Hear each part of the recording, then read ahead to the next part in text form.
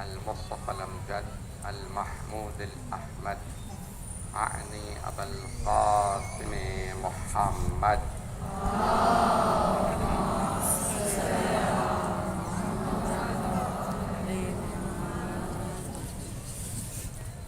وعلى روحه ونفسه وصهره ووصيه سيد الأتقياء والأسقياء مولى الموالي إمام المتقين علي بن أبي طالب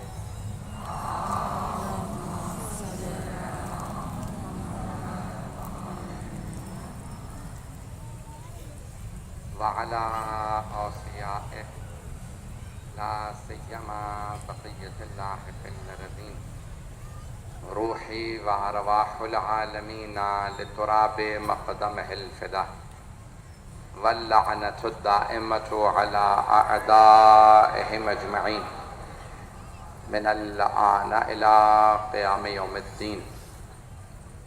أما بعد فقد قال الله الحكيم في كتابه الكريم بسم الله الرحمن الرحيم. بے خدا گواہ ہے مجھے توقع نہیں تھی آپ اس طرح سے سنیں گے. میں سوچ رہا تھا اس کمزوری کی حالت میں پڑھ رہا ہوں, پتہ نہیں سمجھا پاؤں نہ سمجھا پاؤں, پڑھ پاؤں نہ پڑھ پاؤں, مجمع ساتھ دے نہ ساتھ دے. آپ نے گواہی دی ہے کہ آپ کا میرا مزاج ایک ہے. میں اسی طرح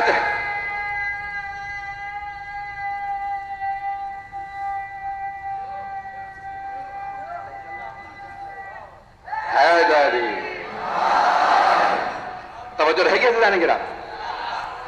تو عزیزان گرامی, ہر انسان کی معرفت کا درجہ الگ ہوتا.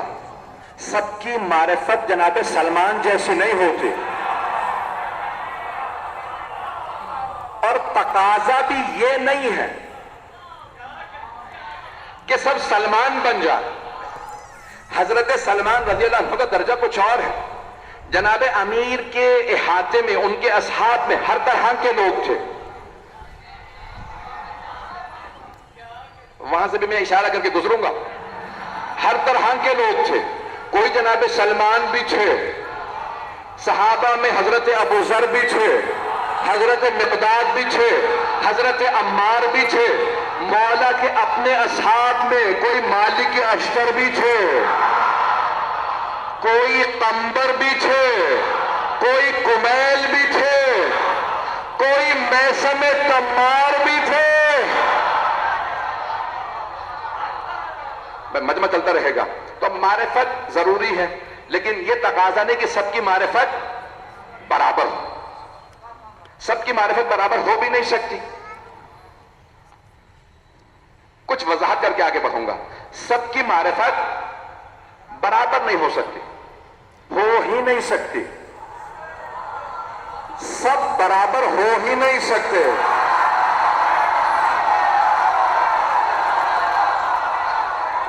بھائی بہت پیارا سن رہا ہے, بہت پیارا سن رہا ہے, خدا کی قسم بہت پیارا سن رہا ہے. بھائی بے شک آواز بڑھا دیجیے گا, اب میری آواز دب رہی ہے, مجمع کا شور زیادہ ہے. توجہ ہے نا میرے ساتھ. سب برابر نہیں ہو سکتے, سب برابر نہیں ہو سکتے. سب صحابہ تو ہو سکتے ہیں,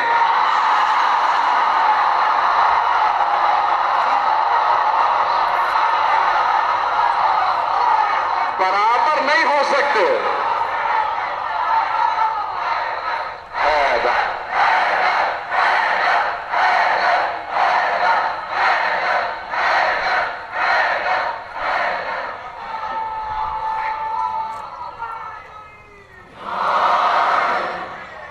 عزیزان گرامی, تو سب برابر نہیں ہو سکتے. اسی کی وضاحت میں دو جملے اور بول دو. انبیاء بھی, مرسلین بھی, سب برابر نہیں ہو سکتے. سب معصوم تو ہو سکتے ہیں. سارے انبیاء مرسلین معصوم تو ہو سکتے ہیں, لیکن سب برابر نہیں ہو سکتے. قرآن کی آیت ہے, 3 پارہ, تلک الرسل, رسول کی جمع رسل, تلک الرسل فضلنا بعضهم علی بعض، ہم نے بعض کو بعض پہ فضیلت دی ہے. سارے انبیاء معصوم ہیں، برابر نہیں. تو صحابہ تو سب معصوم بھی نہیں ہے، تو برابر کیسے ہو سکتے ہیں؟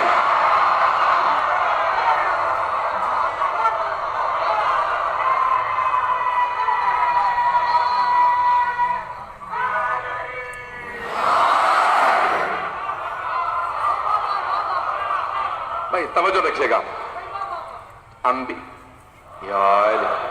انبیاء سب معصوم ہے تو برابر نہیں، صحابہ تو معصوم بھی نہیں ہے تو برابر نہیں ہو سکتے.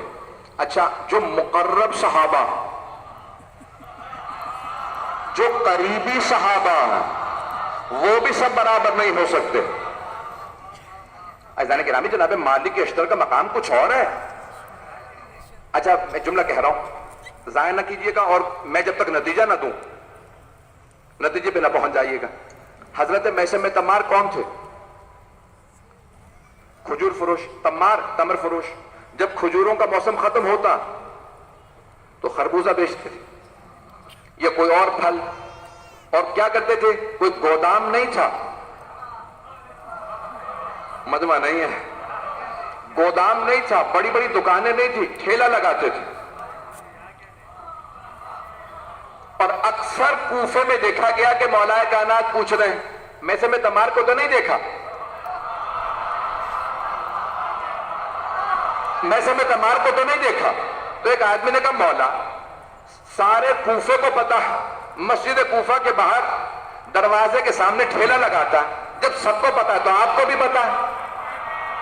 آپ کو تو وہ بھی پتا ہے جو کسی کو نہیں پتا. لوگ ہیں یا نہیں؟ جو کسی کو نہیں پتا ہوتا وہ بھی آپ کو پتا ہوتا ہے. تو یہ آپ کیوں پوچھ رہے ہیں؟ میثم تمار کو تو نہیں دیکھا؟ کہ پوچھ پوچھ کے بتا رہا ہوں. کوفے والوں سن لو، علی پوچھ رہے تھے.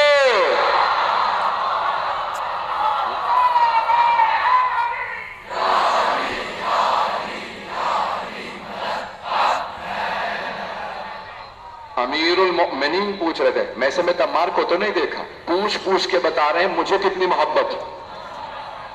تو معرفت کے سب کے درجات برابر. واقعہ میں نے شاید پڑھ رکھا ہے، اس لیے میں دہرانا نہیں چاہ رہا. یعنی دہراؤں؟ اب آپ سننا چاہ رہے ہیں تو تھوڑا وقت پھر میں زیادہ دوں گا. تو مولا کوفے کے در پہ آئے. جناب میثم تمار ساتھ کی ٹھیلا لگانے والے تھے. اب مولا جانتے ہیں سب کی معرفت برابر نہیں، وہ معرفت کا درجہ نہیں دیکھتے، محبت دیکھتے ہیں. توجہ ہو. اب مولا نے کہا اسے اتنی محبت ہے تو میں کیوں نہ معرفت بڑھاؤں. توجہ ہو. اب میثم تمار کیسے؟ کہا مولا ضروری کام سے جانا تھا، اگر آپ کچھ دیر ٹھیلے پہ بیٹھ جاتے. نہیں ہے مجمع. اگر ہم میں سے بھی کوئی کہہ دے نا ذرا دکان پہ کچھ دیر بیٹھ جائیے ہماری، تو ہم کہیں گے بھئی میں ہوں. وہ مولا کائنات، ظاہری حکومت، امامت، ولایت نہیں کہا. کہ میثم جلدی جانا جلدی آنا. تربیت بھی کر رہے ہیں کہ جلدی جانا جلدی آنا. اتنے میں ایک منافق آ گیا. اس نے دیکھا کہ مولا کھجور بیچ رہے ہیں، کہ مولا کے تو اپنے باغات ہیں، ٹھیلا لگانا تو آتا نہیں معذاللہ. اس نے کہا میرے پاس ایک کھوٹا سکہ ہے، کہیں اور چلے گا نہیں، یہاں چلا لوں. جو علی کے پاس کھوٹا سکہ چلا ہے وہ خود ہی کھوٹا ہے. مولا یا علی، ایک درہم میں، چاندی کے سکے میں کتنے کھجور آتے ہیں؟ تو مولا نے فرمایا اب تک کتنے لیتا رہا؟ تو آج کل کا وزن نہیں تھا، اس زمانے کا وزن. اس نے کہا اتنا وزن. مولا نے کہا سکہ وہاں رکھ، کھجور تول اور لے جا. بہت خوش ہوا دل میں، کھوٹا سکہ چل گیا. اس نے وہ بھی چھپا کے رکھا تاکہ مولا کی نظر نہ پڑے. وہ علی جو کپڑے کے نیچے کھوٹا سکہ نہ دیکھ سکے وہ علی ہی نہیں ہے. علی تو وہ ہے جو پہاڑ کے پیچھے مجمع دیکھ کے بتائیں جندات 10,000 کا لشکر آ رہا ہے, ان میں 7 سے زیادہ بچیں گے نہیں اور میرے والوں میں 7 سے زیادہ مریں گے نہیں, میں سب کے سر اتار دوں گا.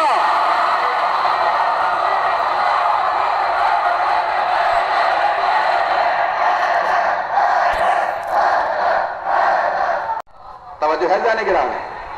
ایک مرتبہ اس منافق نے کیا کیا کہ سکہ رکھا, جتنے کھجور بنتے تھے اس سے زیادہ وزن کیے تولے اور گھر چلا گیا. اچھا اس زمانے میں عام تھا کہ منافق کی شادی مومنہ سے ہوئی تھی,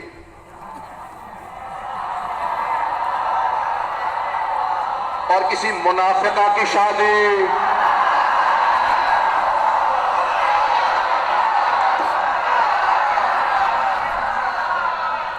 تو اس زمانے کے حالات بتا رہا ہوں, یہ عام تھا.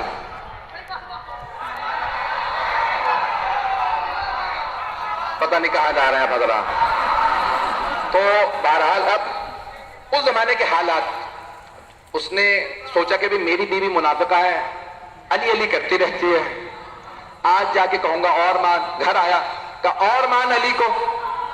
اچھا وہ بھی کٹر مومنہ تھی. کراچی کی زبان یہی ہے نا, تو وہ بھی بہت مولا کی بے انتہا ماننے والی عقیدت سے. کہا کیوں کیا ہوا؟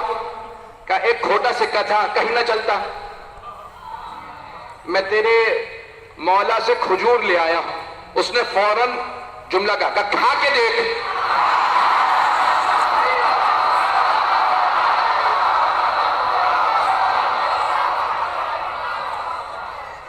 اس نے کہا کیوں؟ کہا کھا کے دیکھ. اس نے کھجور منہ میں رکھا, طے کرنے لگا. کہا یہ تو زہریلے کھجور, اگر کوئی کھا لے تو مر جائے گا. کہا سکہ تو میں کہیں اور چلا لیتا, کھجوروں کا کیا کروں گا, یہ تو جانوروں کو بھی نہیں کھلائے جا سکتے. ایسے زہریلے کھجور دے دیے علی نے مجھے. دوڑا پیچھے جناب ویسے میں تما دے گا, مولا میرے پیچھے کوئی سودا بھی کیا؟ مولا نے کہا ہاں میں سب. سکہ وہاں رکھا, ایک آدمی کھجور لے گیا. جناب میں سمیت تمار نے سکہ نکال رکھا, مولا ایک ہی سودا کیا, وہ بھی کھوٹے سکے کا. مولا نے کہا میں سمیت تمار ابھی تمہارے ایمان میں اضافہ ہو جائے گا, معرفت بڑھ جائے گی, انتظار کرو, کھجوروں والا آنے والا. وہ واپس آیا, کہا یا علی کھجور زہریلے ہیں. مولا نے کہا تیرا سکہ کیسا تھا؟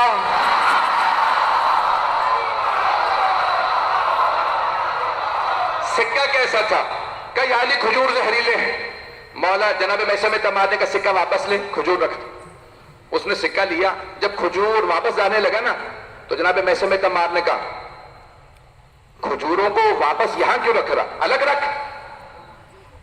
یہ زہریلے کھجور صاف کھجوروں میں کیوں ملا رہا؟ مولا نے جناب میں سمیت تمار سے کہا منافق سے نہیں کہا, منافق سے کچھ نہیں کہا. جناب میں سمیت تمار سے کہا میں سمیت تمار ابھی بھی سمجھ میں نہیں آیا, یہ کھجور تب تک زہریلے ہیں جب تک اس کے پاس ہیں.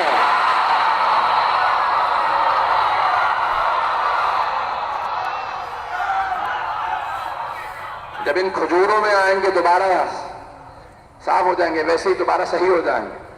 عزیزان گرامی, محبت کے درجات ایک نہیں, معرفت کے درجات ایک نہیں. عبادت کی تعریف سن لیجئے, ابھی میں چلنا چاہ رہا ہوں. عبادت کی تعریف یہ کی ہے فقہا نے کہ عبادت اسے کہتے ہیں جس میں قصد قربت شرط ہو. قصد کہتے ہیں ارادے کو, نیت کو. نیت اللہ کی قربت کی ہو, وہ چیز عبادت ہے جو اللہ کی خاطر کی جائے. تمام شیعہ سنی فقہا نے تعریف عبادت کی ہے وہ کام جو اللہ کی خاطر کیا جائے، اللہ کی خوشنودی کی خاطر، اسے کہتے ہیں عبادت۔ کسے کہتے ہیں عبادت؟ جو اللہ کی خوشنودی کی خاطر ہو۔ عربی میں کیا کہتے ہیں؟ قربتاً اللہ، اللہ نہیں، قربتاً اللہ۔ تعریف سن لیجئے گا، عبادت وہ چیز ہے جو خوشنودی خدا کی خاطر ہو، اللہ کی خوشنودی کی خاطر جو کام انجام دیا جائے وہ ہے عبادت، جس میں ریاکاری نہ ہو، جس میں دکھاوا نہ ہو، وہ ہے عبادت۔ پروردگارہ تیری خاطر کر رہا ہوں، وہ ہے عبادت۔ سجدہ تیری خاطر ہے تو ہے عبادت، دکھاوے کی خاطر ہو تو چاہے سجدہ ہو نہیں ہے مجمع۔ نماز اللہ کی خاطر ہو تو ہے عبادت، اور دکھاوے کی خاطر ہو تو عبادت نہیں ہے۔ یہی سرزنش ہے، یہی وبال ہے، اسی پہ عذاب ہے نماز نہیں ہے مجمع، ہے نماز، وضو کے ساتھ ہے، لباس پاک ہے، لیکن یہ عبادت نہیں ہے، عذاب ہے، کیونکہ اللہ کے لیے نہیں، دکھاوے کے لیے ہے۔ اب چاہے پیغمبر کے پیچھے ہو،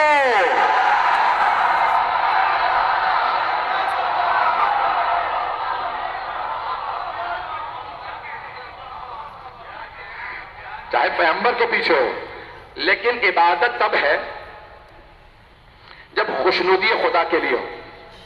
تمام عبادتوں کے لیے تمام علماء نے یہی شرط رکھا۔ بھئی آج شاید میں موضوع مکمل نہ کر سکوں، جملہ سن لیجئے، سننا چاہیں گے تمام حضرات، بڑی ذمہ داری سے پیش کر رہا ہوں، مجھے پتا ہے میرے شیعہ سنی بھائی سنتے ہیں، اہل سنت سن رہا ہے۔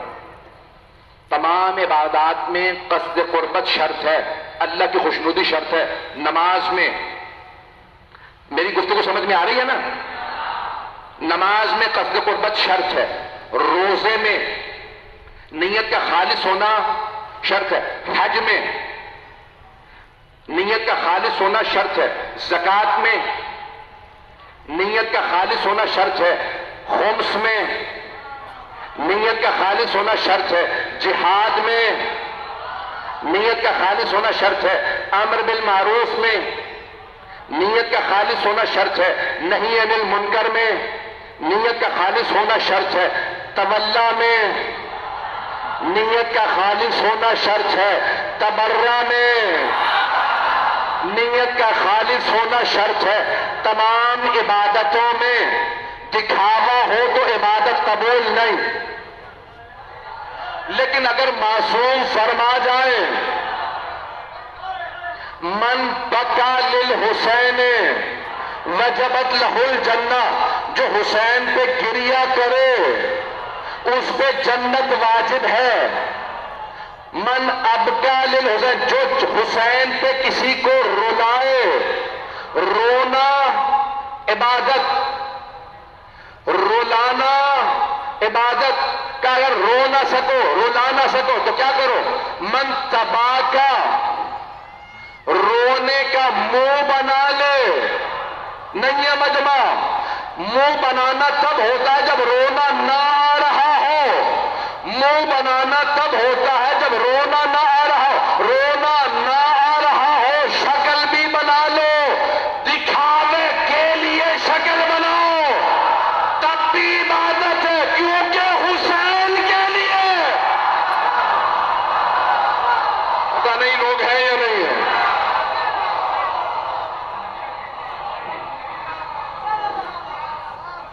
پھر اس کا اعتقاد یہ ہوتا ہے کہ اس راہ میں چلے بھی جاؤ تو جس راستے میں انسان قربانی دے رہا ہے اس راستے میں قربانی بارگاہ الہی میں مقبول ہوتی ہے۔ تو والدین کو راضی کیا اور حاضر ہوا ہوں، شاید میرے چہرے اور جسم سے اندازہ ہو رہا ہو۔ میں مطالب پیش کروں گا، اس سے پہلے کہ عشرے کے اس موضوع کا بھی خدمت میں بیان کروں کہ کیا پیش کرنا چاہتا ہوں۔ حکومت کا اعلان ہے کہ SOPs کا خیال کیا جائے۔ ہم لوگ قانون کی پابندی کرتے ہیں، کبھی قانون نہیں توڑتے، دہشت گردی نہیں کرتے. دہشت گردی کے کام دشمنان اہل بیت کے لیے ہیں. شروع سے جب بنیاد رکھی گئی دہشت گردی کی تو اہل بیت کے خلاف تھی. میں موجودہ حالات کے تناظر میں چند جملے پیش کر رہا ہوں. بین الاقوامی سازش ہے کہ فسادات ہوں اور بہت سے افراد اس فشار میں آ جاتے ہیں، پریشر لینے لگتے ہیں اور کہتے ہیں بھئی اگر یہ مجالس رکوا دی جائیں تو فساد نہیں ہوگا، مجلس رک جائے. بھئی یہ مجالس فساد نہیں کرواتی، فساد ختم کرواتی ہیں. دوسرا جملہ کہہ دوں، بہت سے افراد کہتے ہیں بھئی بیماری پھیلے گی، کرونا وائرس پھیلے گا، مجلس رکوا دو. میرا سب سے وعدہ ہے ذکر سید الشہداء میں آنے والوں سے ہر بلا بیماری دور ہوگی.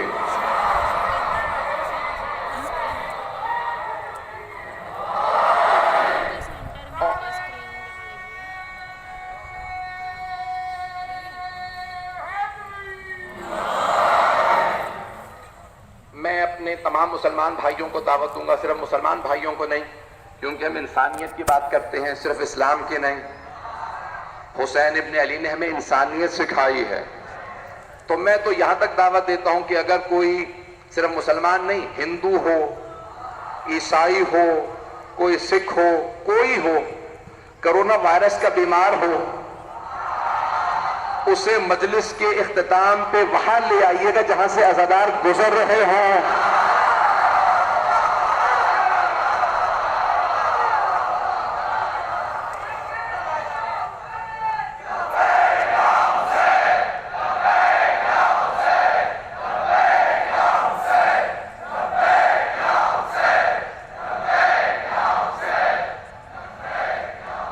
یہ جذباتی گفتگو نہیں ہے. یہ جتنا کچھ دنیا کے اندر آج ہے یہ سید الشہداء کے ذکر کا صدقہ ہے. تو بہرحال حکومت نے بے انتہا ساتھ دیا، کہا کہ نہیں مجالس ہوں گی. بہت سے لوگ کہہ رہے ہیں کہ یہ حکومت کا کچھ پتہ نہیں چلتا. بتاتے تو یہ ہیں کہ شیعہ نہیں ہیں، لیکن ذکر امام حسین پہ کوئی پابندی نہیں ہے. کچھ لوگوں نے سوشل میڈیا پہ لکھا حکومت کہتی ہے ہم شیعہ نہیں ہیں، حکمران کہتے ہیں ہم شیعہ نہیں ہیں. نہ سندھ کی حکومت کہتی ہے، سندھ کی حکومت کہتی ہے ہم شیعہ نہیں ہیں، فیڈرل گورنمنٹ بھی کہتی ہے ہم شیعہ نہیں ہیں، مرکز وفاق کی حکومت بھی کہتی ہے ہم شیعہ نہیں ہیں. وہ شیعہ نہیں ہیں، وہ بھی کہہ رہے ہیں حکومت بھی ملتی ہے تو حسین کے صدقے میں.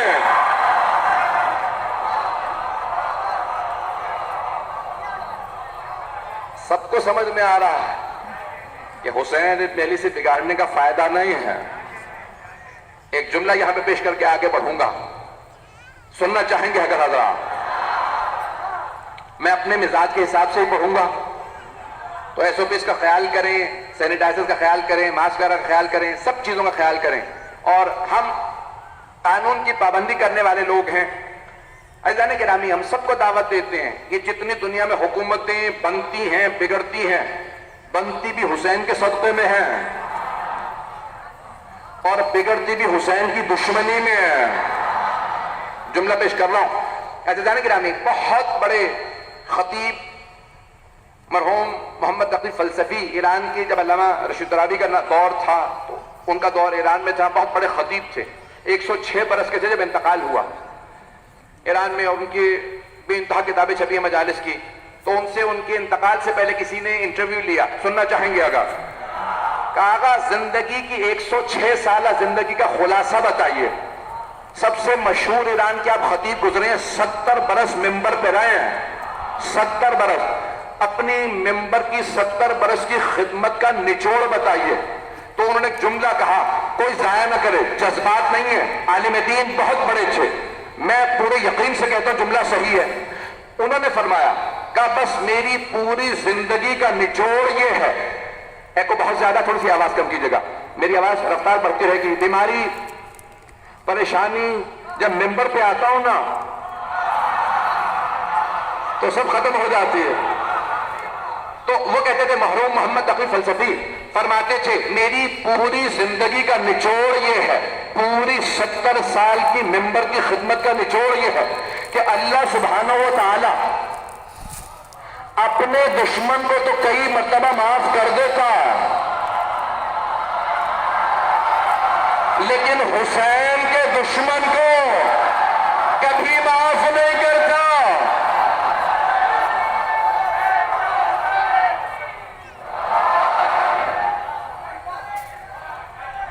لبیک یا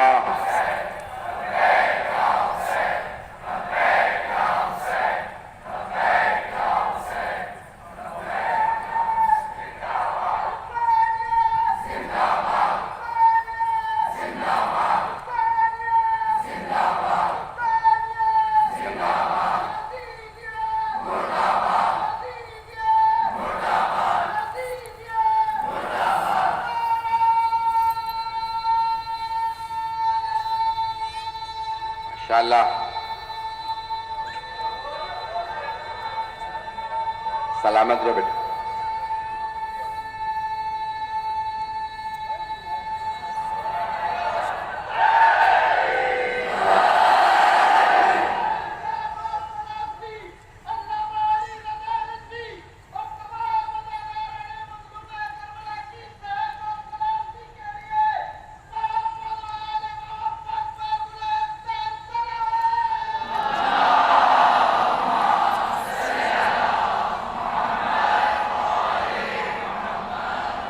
توجہ ہے جانے گرا، موضوع جاری رکھوں گا، آپ حضرات انشاءاللہ اسی محبت سے سنتے رہیے گا۔ ایک اور انتظامیہ نے مجھ سے کہا ہے موجودہ حالات کے تناظر میں، دیکھیں میں جو مجلس پڑھ رہا ہوں اس مجمع کے لیے جو سامنے ہے،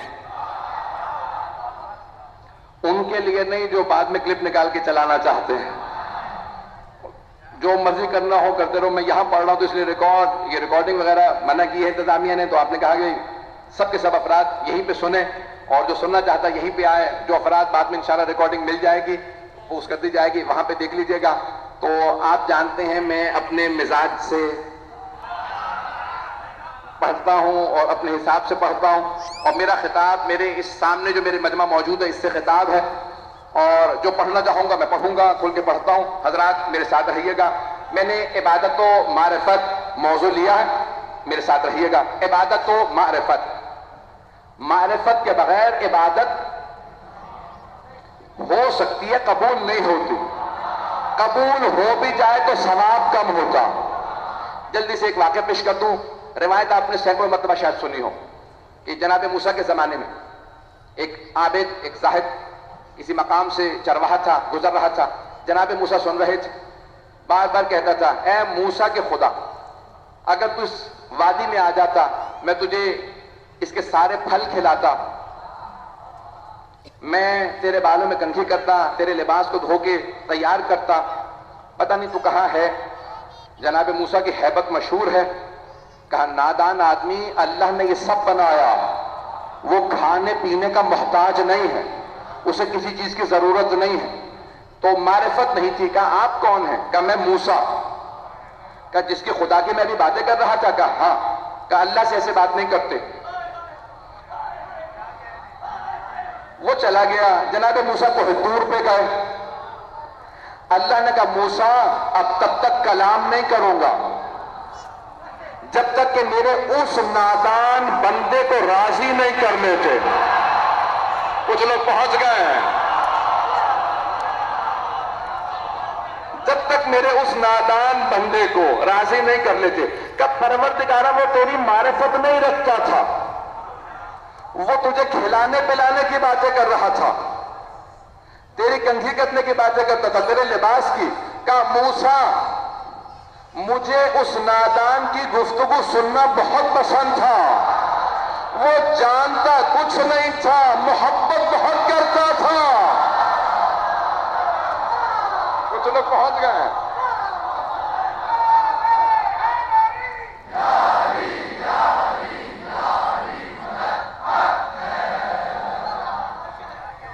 شاید کچھ لوگ پہنچ گئے۔ اللہ نے کہا موسیٰ اسے راضی کرو۔ جناب موسیٰ تلاش کرنے نکلے، ایک دن مل گیا، دیکھا رو رہا، کہا اے عبد خدا، اے اللہ کے بندے، تو جیسے اللہ سے کلام کرنا چاہتا ہے کلام کر، کہا موسیٰ جب تک نہیں جانتا تھا کلام کر لیتا تھا، اب جب جان گیا ہوں ہمت نہیں ہوتی۔ جناب موسیٰ نے کہا اللہ نے کہہ دیا ہے جب تک اسے راضی نہیں کرو گے مجھ سے کلام نہ کرنا، تو راضی ہو جا۔ کہا میں تو راضی ہوں، میں ناراض نہیں ہوا تھا، بس دل ٹوٹ گیا تھا۔ نہیں ہے مجمع، دل ٹوٹ گیا تھا، وہ ناراض نہیں ہوا تھا، صرف دل ٹوٹا تھا۔ اللہ نے کہا موسیٰ اسے راضی کرو، اور اگر کوئی ایسی ہستی ہو جس کے راضی ہونے سے اللہ راضی ہوتا۔ من تبا کا ذمہ داری سے پڑھ رہا، تمام فقہا کا فتویٰ ہے۔ پوچھا اگر کوئی دکھاوے کے لیے روئے تو کہا تب بھی کیونکہ معصوم نے کہہ دیا ہے دکھاوے کے لیے رونا بھی عبادت ہے۔ یہاں تک کہا اگر کوئی دکھاوے کے لیے ماتم کرے، دیکھ لیجئے تمام فقہا کا فتویٰ، کہا اگر دکھاوے کے لیے بھی ماتم، کہا نہ کرو، لیکن اگر کوئی دکھاوے کے لیے بھی ماتم کرے تب بھی عبادت ہے۔ کیوں؟ حسین ابن علی کے لیے رو نہ سکو تو دکھاوے کے لیے رو لو، کیونکہ وہ جو دل سے روئے تھے ان پہ پابندیاں تھیں، انہیں روکا گیا تھا۔ میں تو مسائل پہ نہیں آیا تھا، اپنے ماحول بنایا ہے۔ یہ ابتدائی مجالس بڑی مشکل بھی ہوتی ہیں جب انسان میں طاقت نہ ہو۔ میں نے اس سال سے ایک اشرے کو بھی کم کیا تاکہ میں پڑھ سکوں سکون سے۔ طاقت نہیں ہے 3 اشروں کی، 4 اشرے نہیں پڑھ سکتا۔ میری ایک آنت ہے، میرا بہت بڑا آپریشن ہوا تھا۔ آپ حضرات میری ذاتی زندگی نہیں جانتے، لیکن یقین مانیے جب ممبر پہ آتا ہوں تو میری صرف ایک دعا، پروردگارا تجھے تیری سیدہ کا واسطہ، موت دے تو ذکر حسین میں دے، اس گریے میں دے، ہم بستر مرگ پہ بھی ہوں تو حسین کرتے کرتے دنیا سے جائیں۔ تو نے حسین ابن علی کے نام کا لینا عبادت قرار دیا ہے۔ میں آج پورا موضوع نہیں بیان کر سکا جو میرے ذہن میں تھا، کل مکمل کروں گا۔ جب ماحول بن جاتا ہے مصائب کا پھر پلٹانا بڑا مشکل ہو جاتا ہے۔ پوری دنیا میں عزاخانے سجائے جا رہے ہیں، بہت سے ملکوں میں پابندیاں ہیں، کچھ جگہوں پہ کرونا وائرس کی پابندی ہے، کہیں طالبان آ گئے ہیں۔ آپ پاکستان کے لوگ خوش قسمت ہیں، مجلسیں آزاد ہیں، کوئی رونے میں بخل نہ کرے۔ دنیا میں رسم ہے